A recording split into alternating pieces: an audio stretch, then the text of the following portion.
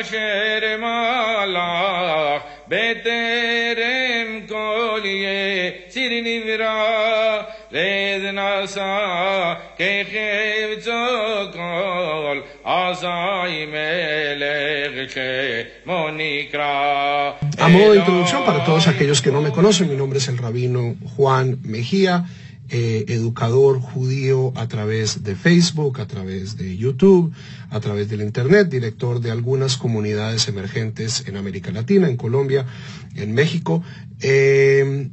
Y bueno, hace rato no daba una clase pública, entonces pues para mí es un increíble privilegio poder estar otra vez con ustedes aquí. Entonces, a otro modo de introducción, fui ordenado hace 9 años del Seminario Teológico Judío en Nueva York, la institución más emblemática del movimiento conservador, Masortí. Esas son mis credenciales.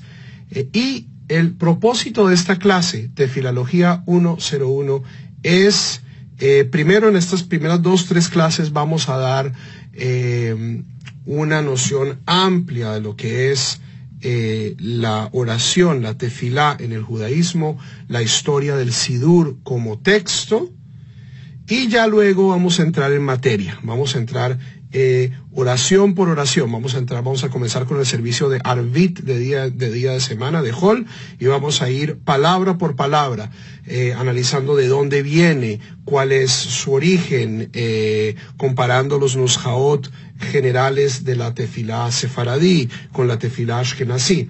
Entonces este es nuestro propósito, esto es lo que queremos hacer en esta clase. Espero que sea de gran bendición y gran provecho para todos los que se conectan.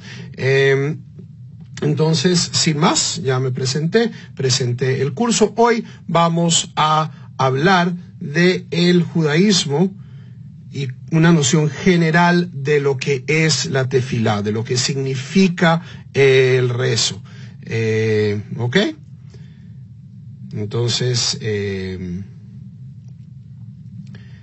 comencemos usando los textos mismos de nuestra tradición. Aunque primero me gustaría darles una introducción lingüística a lo que significa tefilá. Tefilá, la palabra tefilá, esto lo que muestro aquí es el diccionario bíblico Brown Driver Briggs, que es posiblemente la obra clásica de lexicología bíblica. La palabra tefilá viene de la raíz verbal pei lamed lamed. Pei lamed lamed. Tefilá es su forma de sustantivo, pero el verbo es pei lamed lamed, de donde vienen dos acepciones muy diferentes.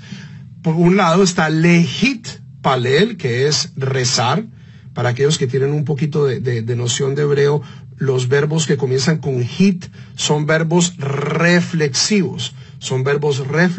Entonces, lehit kaleach es bañarme a mí mismo, ¿cierto? Lehit katev es corresponder, no simplemente es escribir, sino es corresponder. Es un acto que va y viene, ¿ok? Es un acto que va y viene. Y justamente es en este sentido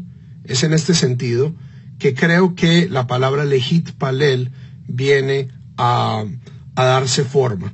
Porque en su forma sencilla,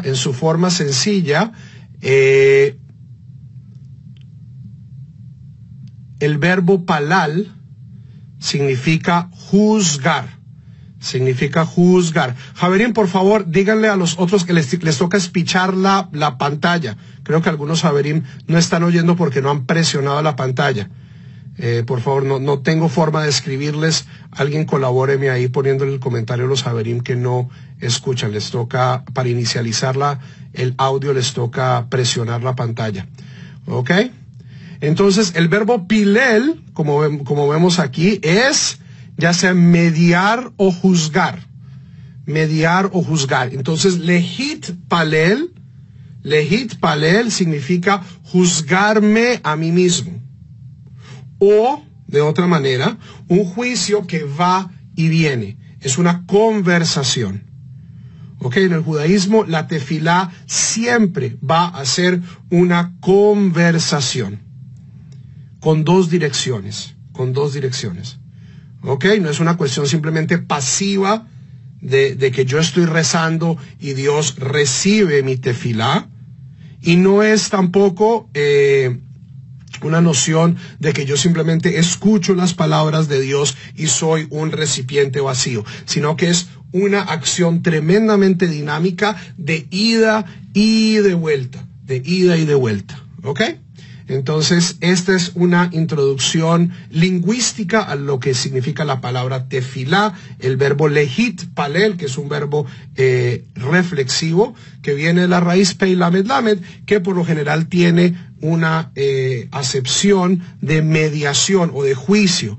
Hay una drashá hasídica que dice que parte importante de la tefilá es juzgarme a mí mismo.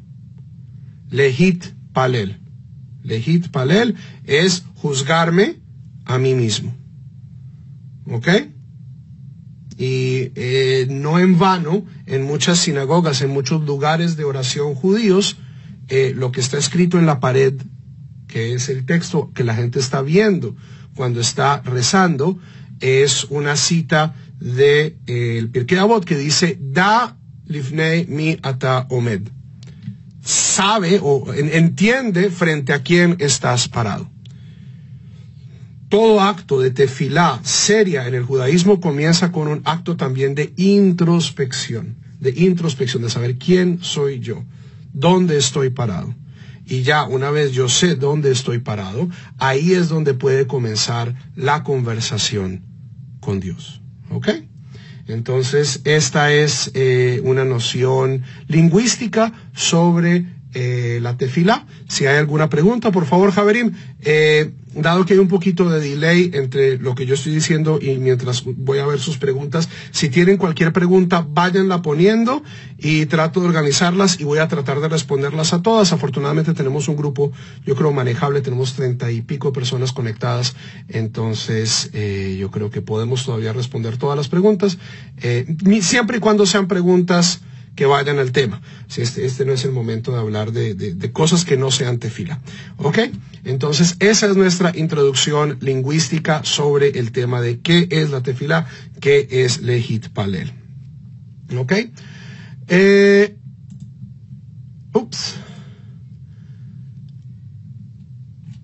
Vamos, tengo un espacio vacío.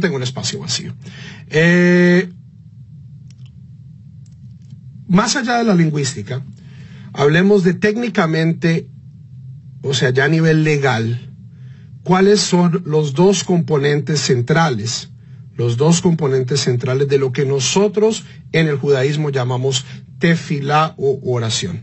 ¿Ok?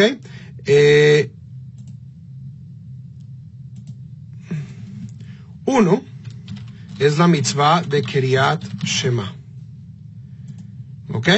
De la recitación de el Shema, la cual aparece 2 veces en la Torá, en el libro de Deuteronomio, y donde se nos dice que debemos recitar estas palabras noche y día.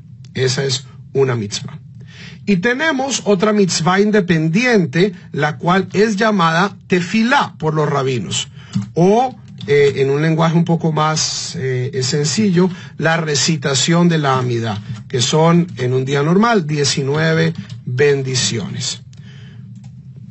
Estos son los dos focos en los cuales, o a través de los cuales, se va componiendo la oración judía. Estos son los dos marcos, y son dos marcos muy diferentes. ¿Ok? Incluso podríamos llamarlos fenomenológicamente muy diferentes. Kriyat Shema, la recitación del Shema, es una mitzvah de oraita. Es decir, es una mitzvah que aparece explícitamente en la Torá. Se nos dice que debemos recitar estas palabras mañana y noche. ¿Ok? Entonces, y si nosotros leemos el Shema, lo leemos con cuidado. ¿Qué es el Shema? ¿A quién está dirigido el Shema? ¿Quién es el que está hablando y quién es el que recibe? Dios es el que está hablando y está dirigido, o sea, el sujeto de la oración somos nosotros. Ve'ahavta et Adonai Eloheja. Amarás a Hashem tu Dios. ¿A quién le está hablando? A la persona que está recitando el Shema. ¿Ok? Entonces, por un lado, su origen es un tanto diferente. El Kriyat Shema es de origen toraítico y está dirigido a nosotros. De cierto modo, es Dios nos habla a nosotros. Dios nos está repitiendo cosas muy importantes. O sea, el Shema ha sido llamado de muchas maneras, pero posiblemente es lo más cercano que hay a un credo, a pesar de que el judaísmo pues no pone tanto énfasis en las creencias, pero pues o sea, como decimos acá en Estados Unidos, es el bumper sticker del judaísmo. Sí, es la idea central del judaísmo que yo puedo poner en una sola calcomanía. Eso es el Shema. Mientras que la tefilá o la amidá, las 19 bendiciones, Shmoneh Esrei, ese es otro de sus nombres, no es una, ya como vamos a ver hoy, no es una mitzvah propiamente de oraita, es decir, en su forma de 19 bendiciones, en la forma de la amidá, es una mitzvah que ha sido modelada y escrita por los rabinos, basado en una necesidad que sí es de oraita. Ya, es un poquito complicado, pero una vez nos metamos en el texto, de frente ya vamos a ver. Y por el otro lado, cambia la dirección de la conversación, porque ahí es Baruch Atah Adonai. Esa es la fórmula central de la verajá rabínica, donde es el orador, la persona que está rezando, dirigiéndose directamente a Dios. Baruch Atah Adonai. Bendito eres tú, Hashem. Entonces tenemos este movimiento de lehit palel, como lehit katev es corresponder. Entonces en la oración judía, Dios me habla a mí y yo le hablo a Dios. Es una conversación. ¿Ok? Juan Carlos tiene una excelente pregunta. ¿Cómo se puede hacer un trabajo introspectivo durante nuestras oraciones si más bien hablamos todo el tiempo? Esa es una excelente pregunta. Y aquí hay dos opciones que te puedo ofrecer, Juan Carlos, dos respuestas. La primera de ellas es que tú no tienes que hablar todo el tiempo. La Mishnah nos dice, la Mishnah en Masejet Berajot, si mal no estoy, capítulo 4 o 5, nos dice que los Hasidim Rishonim, los primeros sabios de la época talmúdica, esperaban 1 hora antes de rezar. Se demoraban rezando 1 hora y luego esperaban 1 hora después de rezar. Es decir, que ellos, si a ti te llena la noción de una meditación silenciosa antes de la tefilá, ¿ok? Tienes un precedente muy fuerte en los Hasidim Rishonim de preparación. Esto es algo que ha sido documentado. Aunque, y esta es la segunda opción, la meditación en el judaísmo es algo mucho más, o sea, hablando en términos orientales, es una meditación mucho más mahayana que theravana. Es decir, los theravana, los budistas más tradicionales, meditan en silencio. El judaísmo, y también hay escuelas de esto en el judaísmo, pero a través de la historia, especialmente en la tefilá cabalística o en la tefilá hasídica, o incluso en la forma en que ha tomado la tefilá en nuestro sidur, es una tefilá mucho más de repetición. ¿Ok?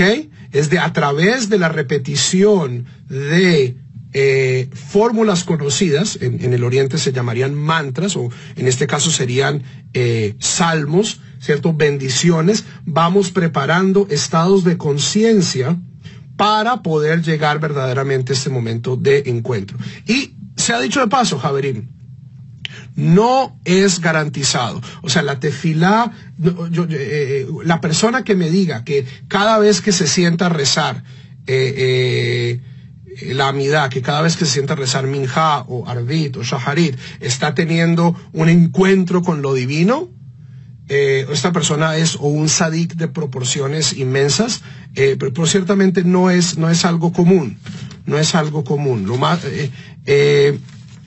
y ese es parte también del desafío de la tefilá en el judaísmo, porque la tefilá en el judaísmo, Javerim, es obligatoria.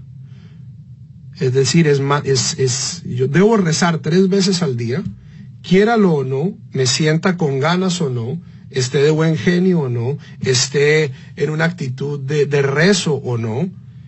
No depende de mí. Recitar el Shema, recitar la amidá, es una cuestión obligatoria. Entonces, a veces yo voy a recitar, o sea, las más de las veces cuando yo rezo, no tengo este encuentro con lo divino. Pero estoy seguro que las veces contadas en mi vida, pero tremendamente dulces y tremendamente significativas, que he tenido ese encuentro con Dios y he sentido que mis tefilot han sido recibidas, y es una sensación, no sería posible si yo no manejara el material. Si yo no manejara el material. ¿Ok? Rezar en el judaísmo no es una cuestión, es un arte. Es como no sé, es como el atleta, el lanzador de disco. El lanzador de disco entrena todos los días y no siempre hace un récord olímpico. Pero si el atleta olímpico no entrenase todos los días, pues no sería capaz de lanzar tan lejos. Y en el momento que verdaderamente importa, no va a poder lanzar el disco. Eso es la tefila. Y por eso justamente es que tuve la idea de esta clase. Es porque mucha gente, especialmente gente que no creció en el judaísmo, que viene al judaísmo de afuera, el Sidur es un texto miedosísimo. Es un libro gordísimo, así el Birkat Shlomo de 500,000 páginas, y la gente no sabe por dónde comenzar, no sabe qué es opcional, no sabe qué es obligatorio, no sabe qué es tardío, no sabe qué es temprano. Entonces, ese es el propósito de esta clase. Vamos a no solo a hacer una disección del Sidur y decir, mire, la tefilá se divide en estas partes, esto es opcional, esto es obligatorio, sino que también vamos a hacer una cuestión intuitiva, introspectiva, donde yo, desde mi experiencia como judío, llevo rezando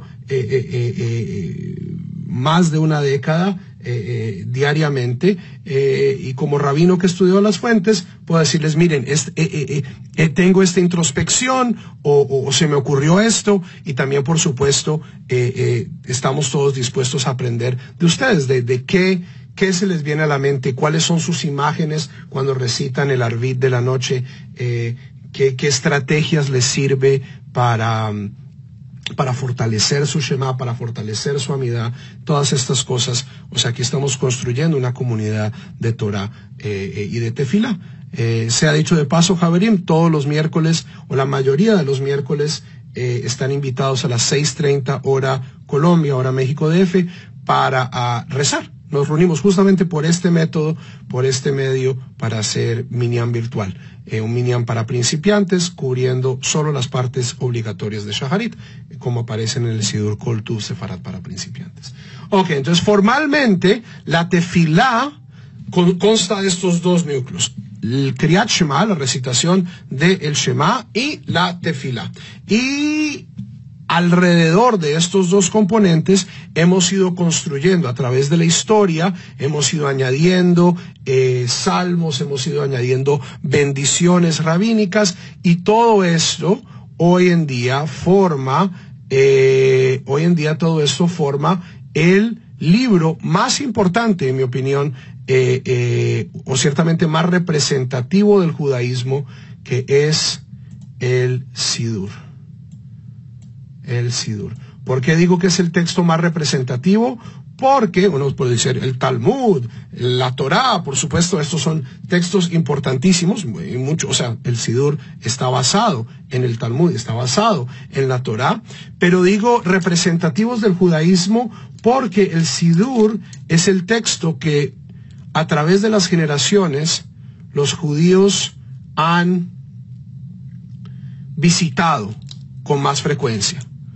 Ok, si nos vamos a las Melas de Marruecos o de Sefarad, si nos vamos a los Shtetelach de Polonia, había gente que era, no le daba la cabeza para aprender Talmud, nunca aprendió para poder aprender Biblia a profundidad, tal vez pues se sabía las historias centrales, se sabía un par de proverbios, pero el Sidur lo repetía todos los días. El Sidur, el texto que estaba ya, las páginas desleídas y mugrientas de pasarlas día tras día, tras día, tras día. Ok, puede que el Talmud sea la joya intelectual del pueblo judío, pero no hay texto que haya sido tan amado y también por su flexibilidad tan representativo del alma del judío como el Sidur. Porque el Sidur, justamente porque tiene esta flexibilidad de que nosotros añadimos y quitamos cosas alrededor de este núcleo rabínico que hemos determinado del Shema y la Midá. Entonces se ha vuelto el repositorio de nuestras esperanzas, de nuestros desengaños, y es un texto que de cierto modo carga las cicatrices, pero también carga las glorias de los últimos 2000 años de historia. Entonces, es importantísimo. En mi opinión, el primer texto que un judío debe dominar, y tenemos buena oportunidad, porque si nos tomamos la tefilá en serio, ese es un texto que vamos a visitar al menos 3 veces al día. ¿Ok? Entonces, estos textos van a ser mucho más familiares que el capítulo 25 de Proverbios, que el tratado Baba Metzia, que la Mishnah, que la Tosefta, que el Rambam. ¿Por qué? Porque a diferencia del Sidur, no tenemos la obligación de estudiar Rambam o de estudiar un tratado específico de la Mishnah, pero sí tenemos una obligación de todos los días visitar nuestro Sidur. ¿Ok?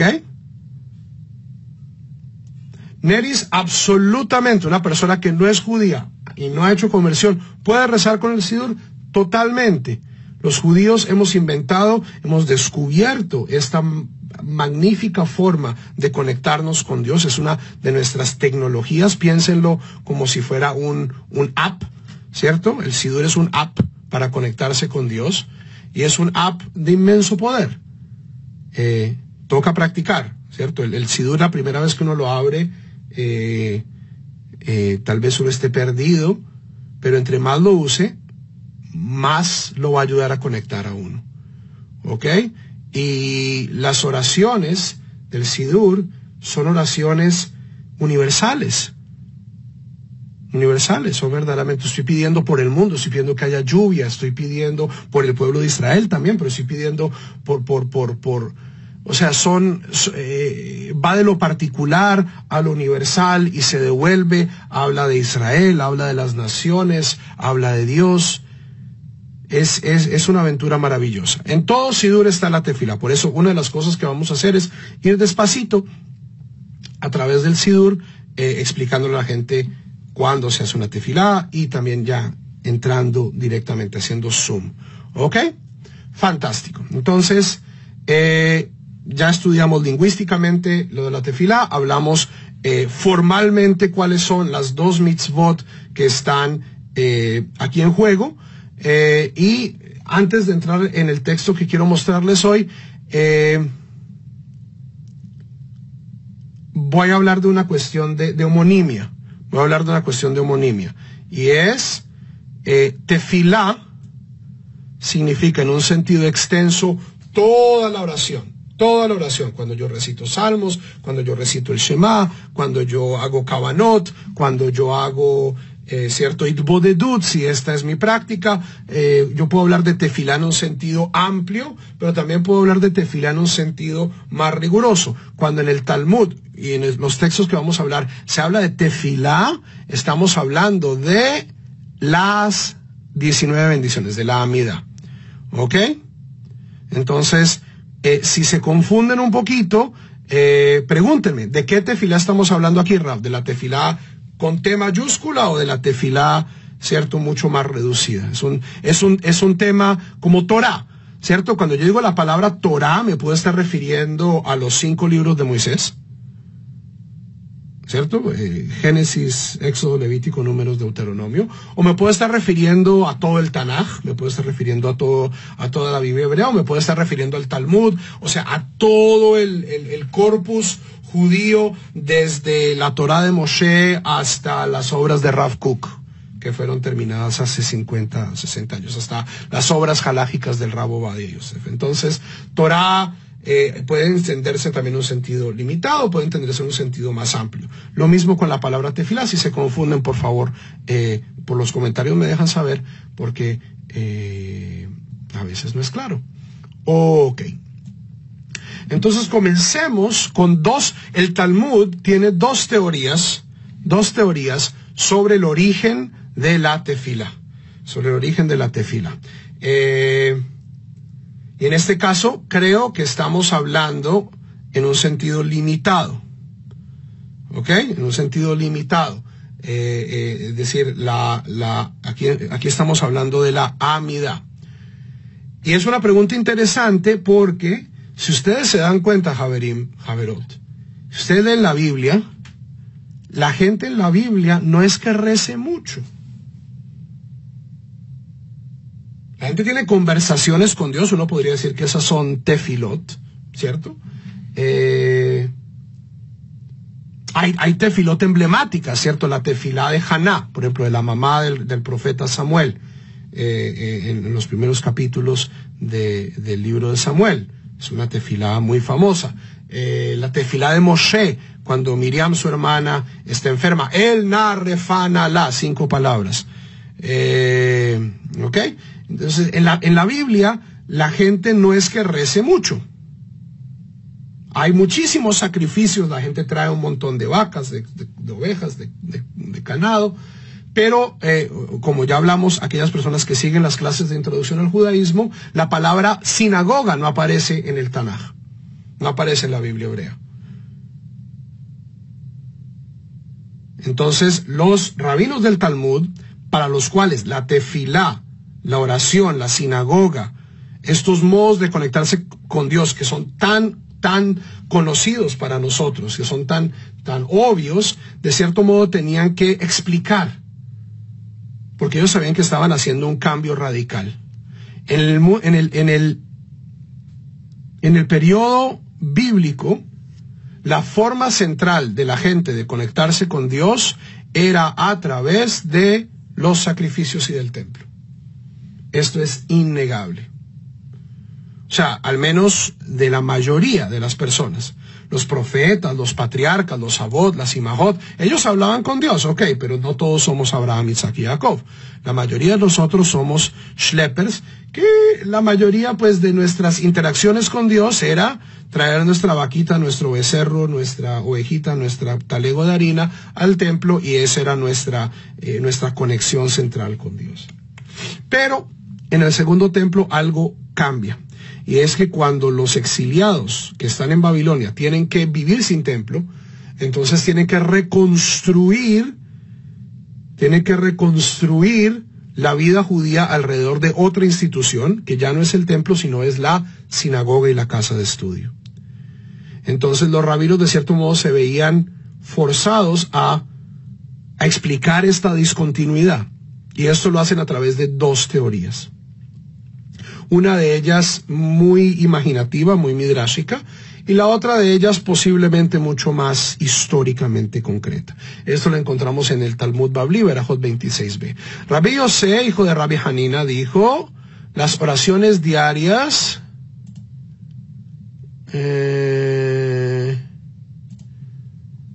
quiero ver mi mouse. ¿Dónde está el mouse? Ok, Rabí Yosé, hijo de Rabí Hanina, dijo, las oraciones diarias fueron establecidas por los patriarcas. Ok, es una forma fácil de resolver el problema. No, nosotros no estamos haciendo nada nuevo, esto ya se lo inventaron Abraham, Isaac y Jacob. Lo que estamos haciendo de cierto modo es redescubriendo sabidurías ancestrales. ¿Ok? Y Rabí Joshua ben Levi dijo, las oraciones diarias fueron establecidas con base en los sacrificios. Okay, entonces tenemos dos teorías en oposición. Rabí Yossi ben Rabí Hanina dice, la tefilá se le inventaron ¿quiénes? Abraham, Isaac y Jacob. Entonces, por lo tanto, nosotros lo único que estamos haciendo es redescubriendo lo que ellos inventaron. Y Rabí Joshua ben Levi dice, lo que estamos haciendo es reemplazando los sacrificios. Una beraitá, es decir, es un dicho de los Tanaim, de los sabios primeros de la Mishnah, que no está contenido en la Mishnah, sigue la opinión de Rabí Yosé, hijo de Rabí Hanina, y una beraitá sigue la opinión de Rabí Joshua ben Levi. Es decir, la Mishnah no nos ayuda, porque tenemos una que dice que un rabino tiene la razón, y tenemos otra que dice que otro rabino tiene la razón. ¿Cuál es la beraitá que dice? La beraitá que sigue la opinión de Rabí Yosé bar Hanina dice, Abraham estableció la oración de la mañana, Shaharit, pues está dicho, y Abraham se levantó en la mañana y fue al sitio donde estuvo de pie. Esto es el día después de la visita de Dios y los ángeles de la destrucción de Sodoma y Gomorra, y nos dice que Abraham se levantó en la mañana y fue al sitio Asher Amad, donde se puso de pie, Asher Amad. Y todo ponerse de pie se refiere a la oración. Pues está dicho, y Pinhas se puso de pie y rezó, Salmo 106. Esto es lo que se llama una Gezerá Shavá, es decir, encontramos una palabra en la Torá, encontramos otra palabra en la Torá y creamos una conexión, esta misma palabra en otro contexto y creamos una conexión contextual. ¿Ok? Yitzhak estableció la oración de la tarde, pues está dicho, y salió Yitzhak a conversar en los campos cerca al atardecer. Esto es justo antes de conocer a su amada Rivka. Y toda conversación se refiere a la oración, pues está dicho, la oración de un pobre cuando desfallece y frente a Hashem derrama su conversación. Entonces, la Suach Basadeh, Ishpoch Sijo, entonces establecen esa Gezerá Shava y dice, Yitzhak estaba conversando, conversación significa tefilá, por lo tanto sabemos que Yitzhak estaba conversando en la tarde, por lo tanto Yitzhak se inventa minja. Jacob estableció la oración de la noche, Arvit, pues está dicho, Jacob halló un lugar y reposó ahí. Esto es justo antes del sueño, de la escala de Jacob. Y no hay hallazgo que no incluya oración, pues está dicho en el profeta Jeremías, y tú no ores en pos de este pueblo, y no eleves tu oración, porque no me hallarás. He aquí la Gezerá Shava. ¿Ok? Entonces, pregunta, ¿es esto históricamente correcto? Posiblemente no. O sea, no, en mi opinión no lo es. Ni Abraham, ni Isaac, ni Jacob rezaban. ¿Por qué? Porque tal cosa no existía. Pero entonces, ¿por qué el Talmud lo dice? ¿Por qué lo va a decir del Talmud? Por lo siguiente, Javerín. Los Avot eran vistos como modelos religiosos y espirituales. Esas fueron las personas que descubrieron a Dios. O sea, el Dios que nosotros adoramos. Entonces, conectar lo que nosotros hacemos con estos personajes tiene un gran valor. Porque de cierto modo nos da a nosotros la esperanza de ser como los Avot. Es decir, para mí el propósito de esta veraita no es un propósito histórico, no es decirnos, y así fue que se descubrió Shaharit, Minha y Arvit, sino es una noción más bien de esperanza. O sea, lo que nos está enseñando esta veraita es que del mismo modo que Abraham inventó Shaharit, al nosotros repasar en los pasos de Abraham, podemos llegar a ser como él. ¿Ok? Entonces el punto de esta veraita es un punto moral y es un punto religioso, no es un punto histórico. Y en mi opinión es muy significativo que todas las amidot, ya sea día de semana, Shabbat, Sukkot, Yom Kippurim, Purim, todo, o sea, las tres amidot comienzan con las siguientes palabras: Baruch ata Adonai Eloheinu velo Avoteinu, Elo Abraham, Elo Yitzhak, velo Yaakov.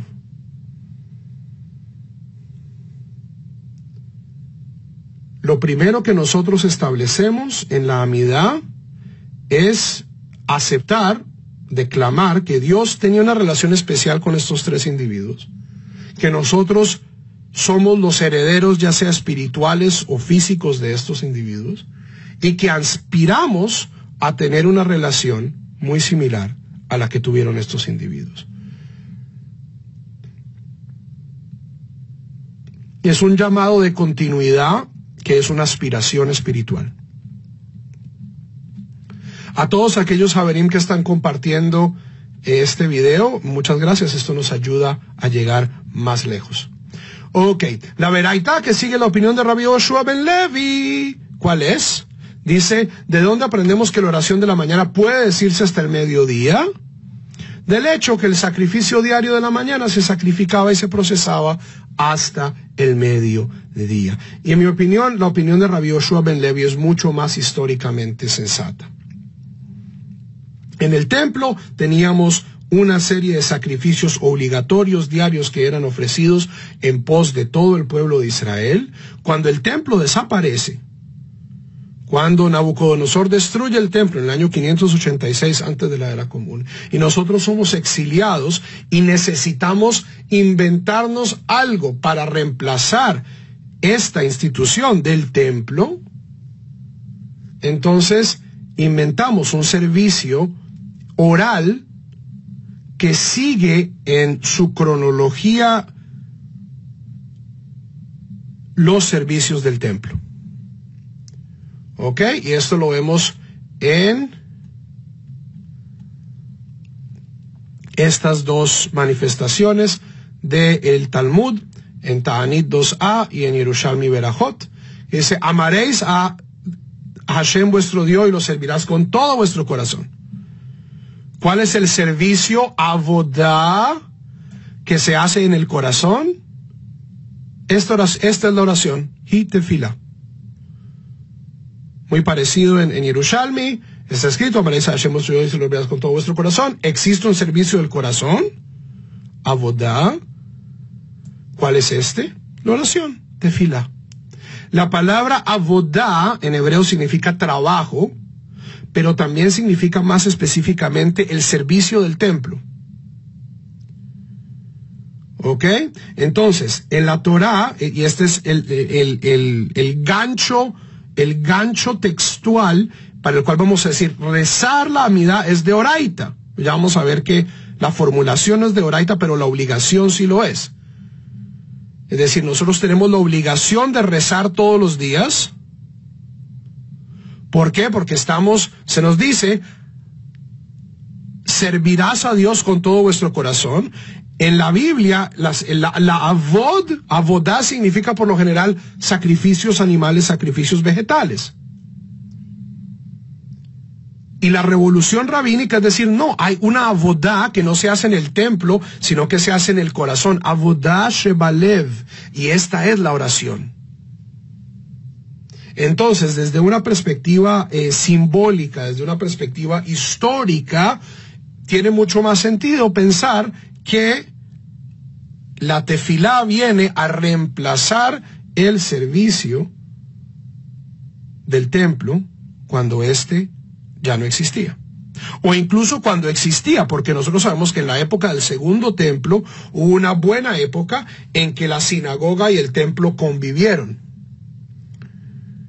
¿Ok? El estudio de la Torá como un servicio sagrado, la sinagoga, todo esto es desarrollado en el exilio babilonio, pero luego cuando la gente vuelve a Eretz Israel y se reconstruye el templo, el segundo templo, entonces tenemos estas dos instituciones lado a lado. Tenemos el templo donde la gente ofrecía su avodá, ofrecía sus sacrificios animales, y teníamos las sinagogas donde la gente ofrecía su avodá shebalev, su avodá del corazón.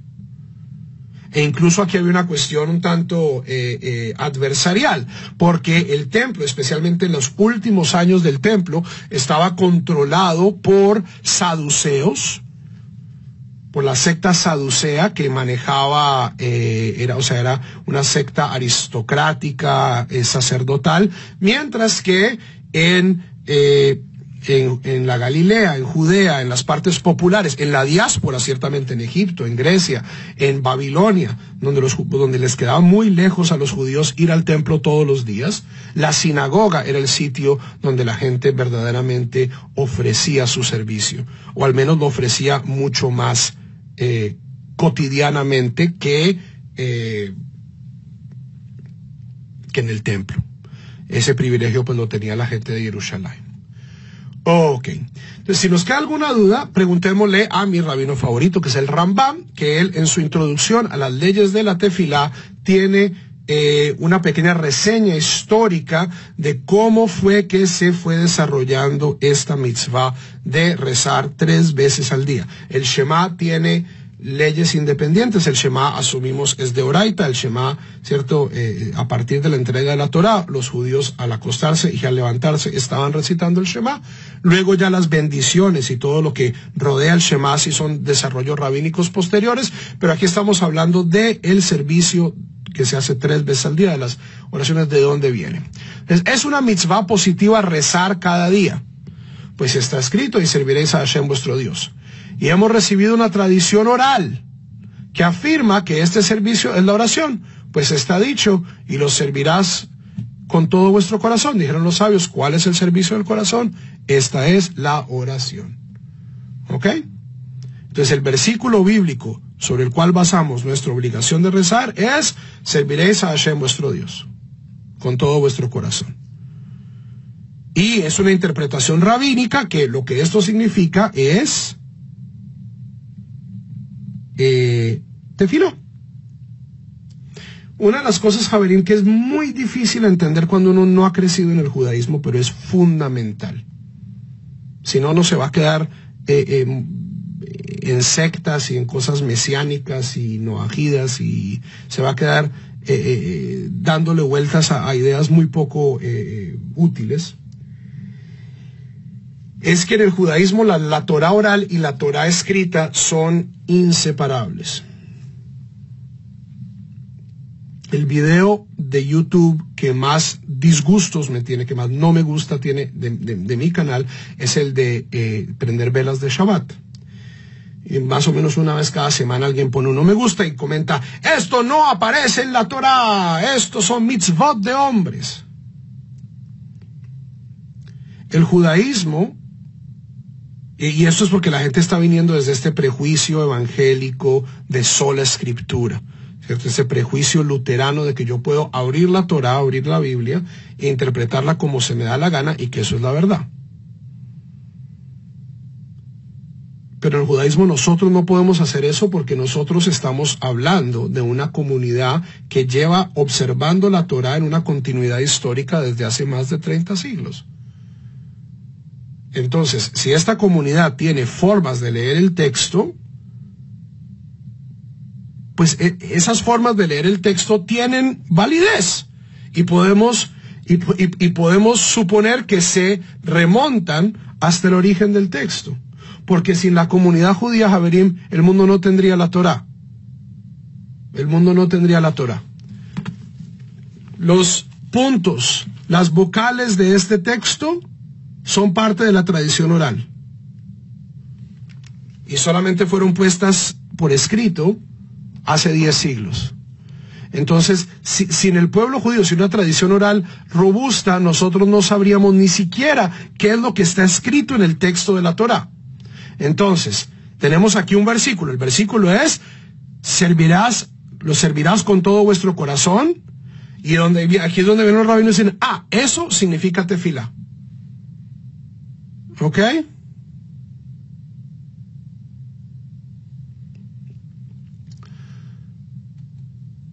De acuerdo a la Torah escrita, no hay un número específico de oraciones, ni hay un orden específico de las oraciones, ni un tiempo específico para rezar. Miren la honestidad del Rambam. El Rambam dice, mire, la Torah dice, hay que servir a Dios con todo vuestro corazón. Eso significa rezar.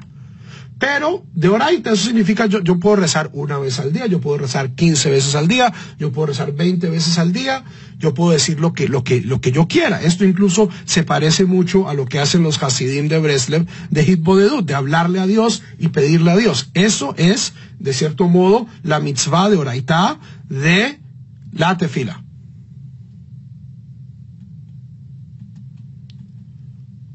¿Ok?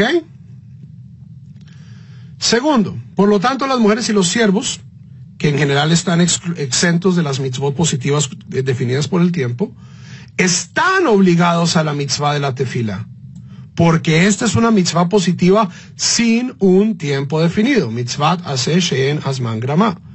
La obligación de esta mitzvah consiste en que cada ser humano ruegue y rece cada día y exprese loas al santo bendito sea, y después pide por sus necesidades con peticiones y con rogativas, y después agradece y loa a Hashem por los bienes que hizo emanar sobre cada uno, cada cual de acuerdo a sus fuerzas. Y aquí aparecen los tres componentes que luego vamos a ver claramente explicados en la tefilá, que son los tres componentes de la tefilá, que son shevach, alabanza,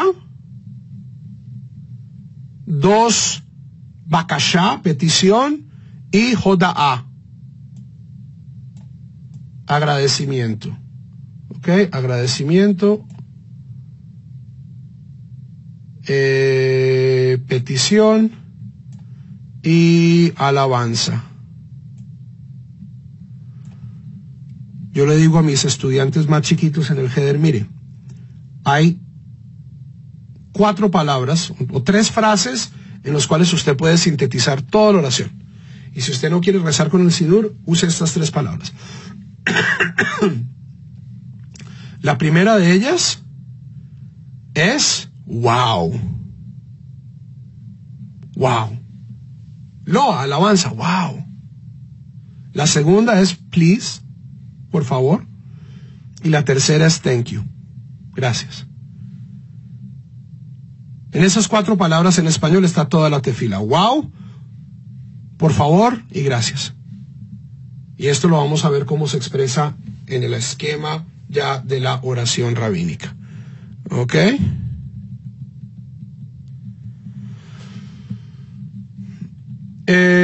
Ok. 3. En este tiempo, si una persona estaba acostumbrada, entonces se extendían rogativos y peticiones. Había gente que era rezandera, había gente que no lo era. Si una persona era de labios incircuncisos, hablaba de acuerdo a sus habilidades cuando se le venía en gana. Y del mismo modo, el número de las oraciones, cada cual la determinaba de acuerdo a sus habilidades. Algunos rezaban una vez al día, otros rezaban muchas veces al día. Y todos rezaban en dirección al santuario donde éste se encontrara. Y así fue la situación desde Moshe hasta Ezra, es decir, hasta el retorno del segundo templo. ¿Qué pasa en el retorno del segundo templo? Desde que Israel fue exiliado en los tiempos de Nabucodonosor el malvado, se mezclaron con los persas y los griegos y el resto de los pueblos y engendraron hijos en las tierras de los gentiles, y estos mismos hijos confundieron sus lenguas, y el lenguaje de cada cual era una mezcla de muchos idiomas. Y cuando quería expresarse en una lengua, no podía expresar todas sus necesidades en un mismo idioma, sino en confusión. Es decir, la gente hablaba como en un Spanglish. Pues está escrito en el libro de Nehemías, y de sus hijos la mitad habla el lenguaje de Ashdod y no saben hablar judío, es decir, no saben hablar hebreo. Y por ello, cuando uno de ellos rezaba, acortaba sus oraciones al pedir sus necesidades o al relatar la gloria del santo bendito sea en la lengua sagrada, hasta que introducía en su oración palabras de otros idiomas. La gente hablaba, o sea, quería rezar, pero acababan rezando en una mezcolanza. Cuando Esdra y su corte vieron esto, determinaron las 18 bendiciones en su orden. Las 3 primeras, Loas a Hashem, las últimas 3 bendiciones de gratitud, y las del medio, peticiones por todas las cosas que son necesidades básicas de cada individuo y del pueblo en general. Para que así estuviesen ordenadas y claras estas oraciones en la boca de todos y todas las aprendieran. Y así fuese la oración de los tartamudos tan clara como la de los elocuentes. Y por ello establecieron todas las bendiciones y oraciones ordenadas en la boca de todo el pueblo de Israel, para que toda persona pudiera decirlas. ¿Ok? Nota al pie. Lo que nos está diciendo entonces aquí el Rambam es que en la época del Segundo Templo, al volver del exilio, los rabinos, no eran rabinos en esa época, pero Esdras, los sabios de la gran asamblea, deciden crear una liturgia, deciden crear un orden de bendiciones. ¿Por qué? Porque vieron una necesidad de que la gente se estaba confundiendo. Y sí, fue por un lado, de cierto modo estaba acallando la espontaneidad del pueblo, pero por el otro lado, y esto es algo que ustedes van a ver comúnmente a través del movimiento rabínico, se quería establecer un patrón unificador. Es decir, que hubiera un mínimo básico que fuera kosher para todos. Y no solo entonces que los grandes profetas, los grandes letrados, los grandes poetas pudieran rezar estas oraciones llenas de palabras y entonces si los pobres del montón se quedaran rezando por favor, que no se me muera el burrito. Entonces, para darle un punto de partida democrático a todos, entonces dirán, estos van a ser las formas en que vamos a rezar. Y ya se establecen las 18 bendiciones. ¿Ok?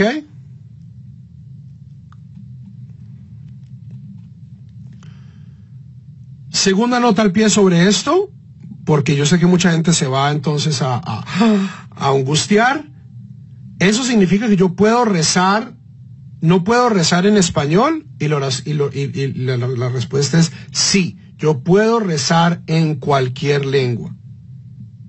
El punto, o sea, es importante, el rezo en hebreo es importante, tiene un valor añadido poder rezar en la lengua de nuestros ancestros, en la lengua en que estas tefilot fueron compuestas, sí. Que yo pueda entrar a una sinagoga en Bombay y una sinagoga en Tel Aviv y una sinagoga en Uganda y una sinagoga en El Salvador y escuchar las mismas palabras tiene un gran poder unificador. A lo que iba esta innovación de Ezra y su Beddin no es tanto a una protección de la tefilá del hebreo, sino a una cuestión de elocuencia. Cuando yo no manejo bien el idioma, cuando hay un quiebre en la cultura judía o en la cultura de cualquier pueblo, la gente se siente incómoda con las palabras. Recordemos, después del segundo templo no había nada. O sea, a Ezra le tocó reconstruir, los profetas estaban dispersos, no había academias, no había nada. Entonces, la gente a duras penas hablaba, se sabía expresar.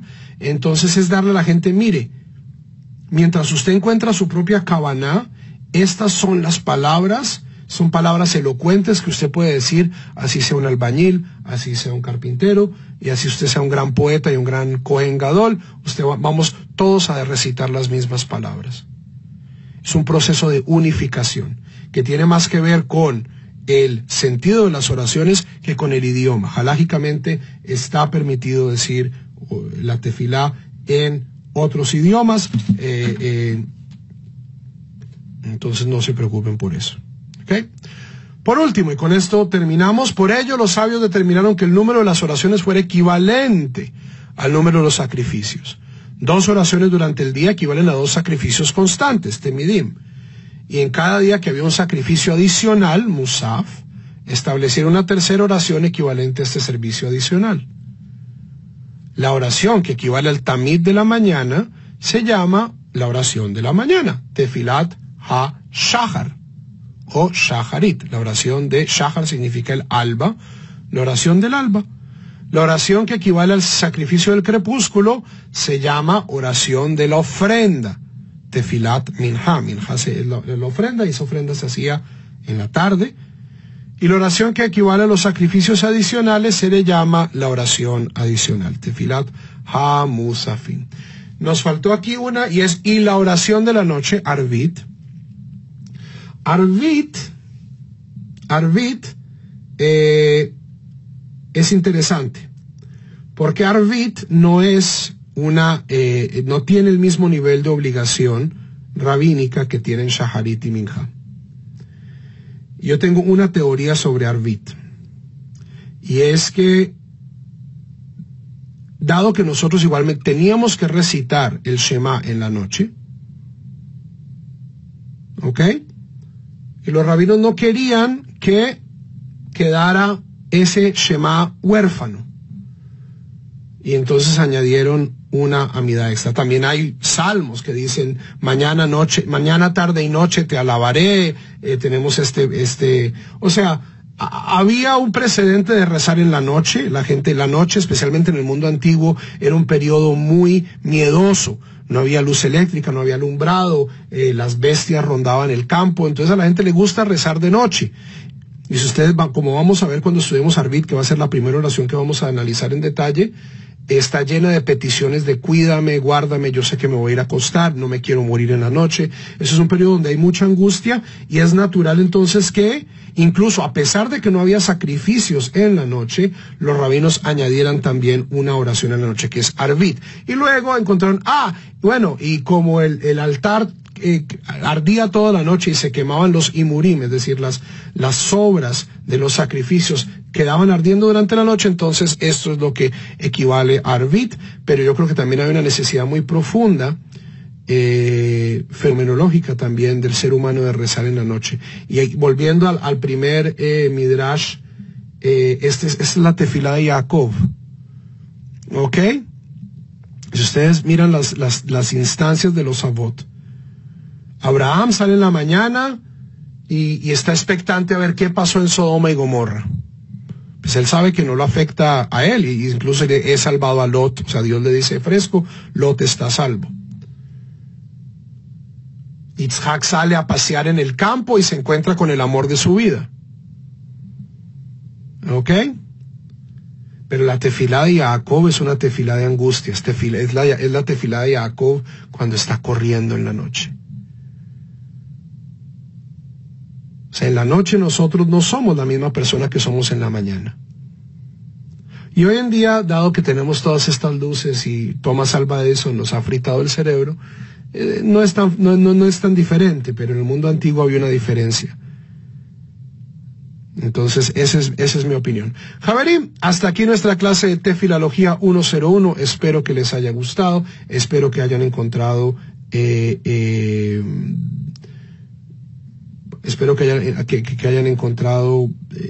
sentido. Si se quedaron algunas preguntas entre el tintero, volveré y las contestaré por el chat. Muy importante, próximo domingo lo más posible es que no haya clase. No quería, muchas personas ya me estaban pidiendo, oiga, la clase, usted la prometió. Entonces quería comenzar, pero voy a estar de viaje el próximo domingo y me va a ser, creo, imposible. Estén pendientes, pero en todo caso, con toda seguridad, en 2 semanas, que además es mi cumpleaños, mi regalo de cumpleaños, les voy a dar